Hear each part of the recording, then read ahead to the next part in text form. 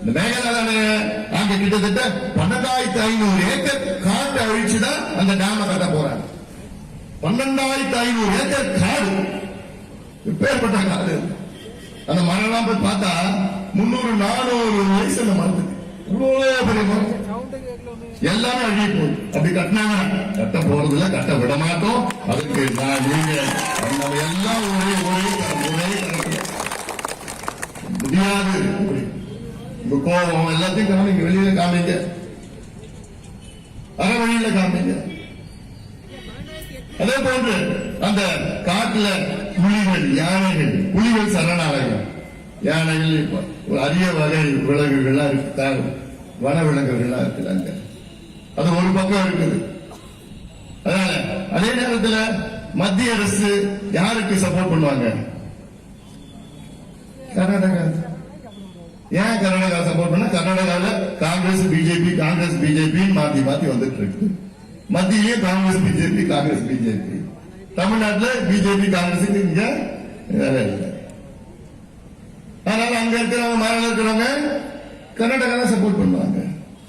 அதனால நான் சொல்றேன், இந்த விஷயத்துல எல்லாமே நம்ம கட்சி எதுவும் பார்க்காது, ஈகோ பார்க்க, கௌரவம் எதுவும் பார்க்க கூடாது.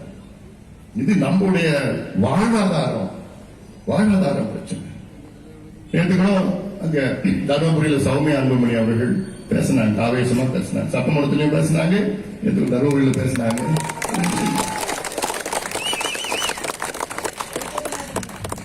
அதுல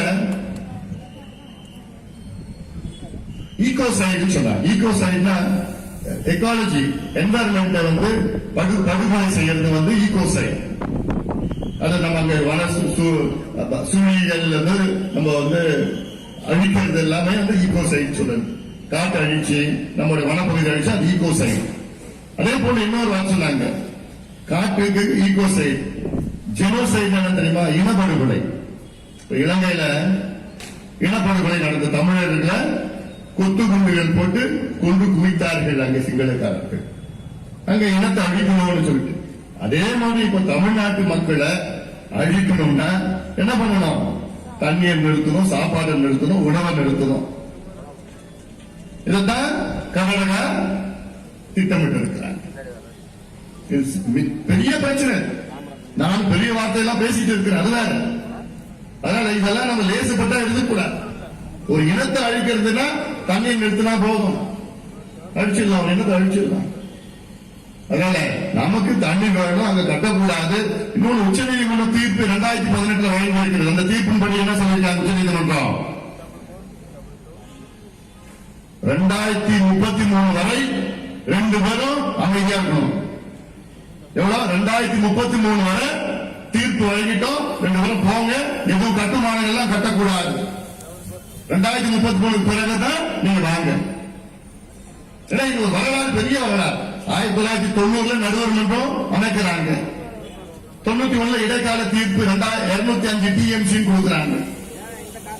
2007 இறுதி தீர்ப்பு கொடுக்கிறாங்க நடுவர் மன்றம் 192 டிஎம்சி சொல்லிட்டு.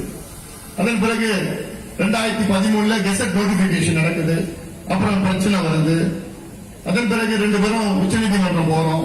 உச்ச நீதிமன்றம் 2018 இறுதி தீர்ப்பு கொடுக்கிறாங்க. ஃபைனல் வெர்டிக்ட் என்னங்க?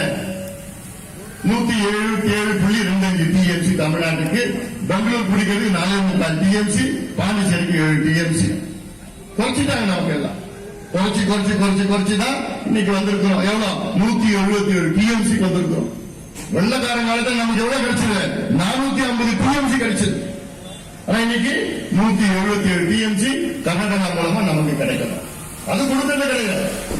ஒரு முறை கூட 12 மாசத்துல இவ்வளவு தண்ணி விடணும்னு டைம் டேபிள் போட்டு கொடுத்திருக்காங்க உச்ச நீதிமன்றம். ஆனா ஒரு ஆண்டு கூட அதை கடைபிடிக்கல. ஒரு முறை கூட கடைபிடிக்கல. கேட்டா அதுதான் எங்க டேம்லாம் நுழைஞ்சிருச்சுன்னா மிச்ச நீரை உங்களுக்கு நான் கொடுப்பேன். அதுதான் நடக்குது. சரி, ஐயோ, நம்ம நாட்டினுடைய குடிமகன்